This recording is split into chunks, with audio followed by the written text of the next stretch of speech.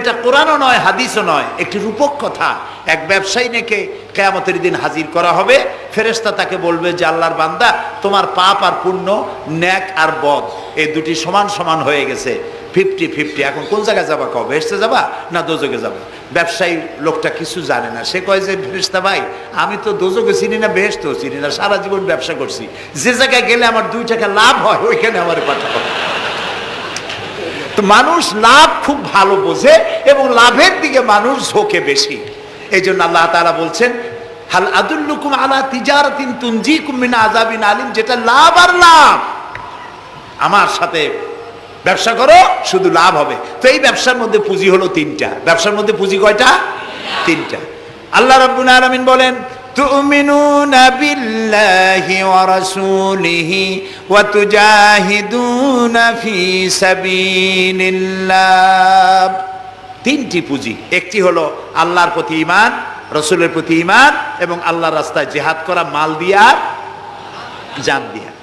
এই কয়টা হলো? 3টা।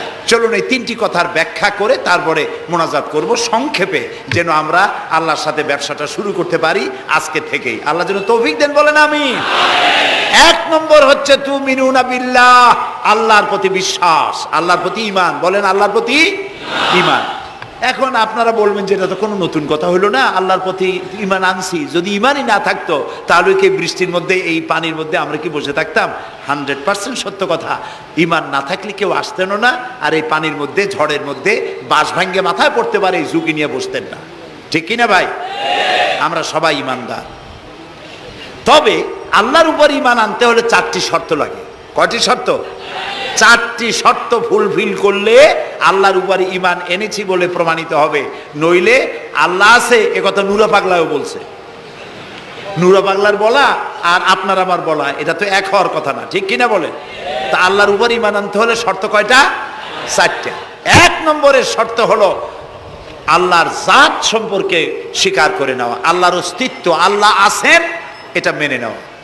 তো আল্লাহ আছেন এ ব্যাপারে আমাদের কোনো দ্বিমত নাই, ঠিক না? এবং কোরআনে কারীমের ছোট্ট একটি সূরায় আল্লাহ তাআলা তার নিজের জাত সম্পর্কে এভাবে বলেছেন, কুল হুয়াল্লাহু আহাদ। আমরা জানি না এই সূরা? পড়েন, কুল হুয়াল্লাহু আহাদ আল্লাহুস সামাদ লাম ইয়ালিদ ওয়া লাম ইউলাদ ওয়ালাম ইয়াকুন লাহু কুফুয়ান আহাদ। আল্লাহ তাআলা বলেন, বলো হে নবী আপনি বলুন, আল্লাহ এক এবং একক, তিনি কারো মুখাপেক্ষী নন, তিনি কাউকে জন্ম দেন নাই, তাকেও কেউ জন্ম দেয় নাই, দুনিয়া এই আকাশে এবং জমিনে তার সমকক্ষ কেউ নাই।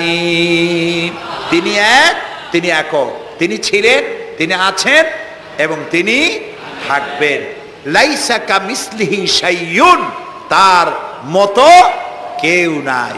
তবে প্রশ্ন ওঠে, আল্লাহ আছেন কোথায়? এরকম একটা প্রশ্ন করা যেতে পারে, আল্লাহ কোথায় আছেন? বলতে পারবেন কোথায় আছে? এটি নিয়ে বিভ্রান্তি আছে মানুষের মধ্যে। কেউ বলেন আল্লাহ সদা সর্বত্র বিরাজিত, সব জায়গায় তিনি আছেন। এই কথাটি সত্য নয়। আল্লাহর যদি সব জায়গায় থাকা লাগে তাহলে পৃথিবীর মধ্যে ভালো জায়গাও আছে, খারাপ জায়গাও আছে। আছে না খারাপ জায়গা? আমি সেসব জায়গার নাম নিলাম না, আপনারা বুঝে নেন। তাহলে আল্লাহ সব জায়গায় থাকলে এই কথা যদি সত্য হয় তাহলে এটি অত্যন্ত বেয়াদবিমূলক কথা, এ কথা ঠিক না। আল্লাহ আছেন কোথায়? আল্লাহ নিজেই বলছেন তিনি কোথায় আছেন। কোরআনে কারীমে রব্বুল আলামিন তিনি কোথায় আছেন এ কথা তিনি নিজেই বলে দিয়েছেন, আর রহমানু আলাল আরশিস তাওয়া। আল্লাহ তাআলা আরশের উপরে আছেন, সুবহানাল্লাহ ওয়া বিহামদিহি। এবং প্রত্যেক রাত্রে তিনি শেষ রাত্রে প্রথম আকাশে আসেন, নবী করিম সাল্লাল্লাহু আলাইহি সাল্লাম বলেছেন। প্রিয় ভাই সব, তো আল্লাহ তাআলা সদা সর্বত্র বিরাজমান যে কথাটা বলা হয় এটা আক্ষরিক অর্থে ওরকম না, এটা ব্যাখ্যা সাপেক্ষে কথা।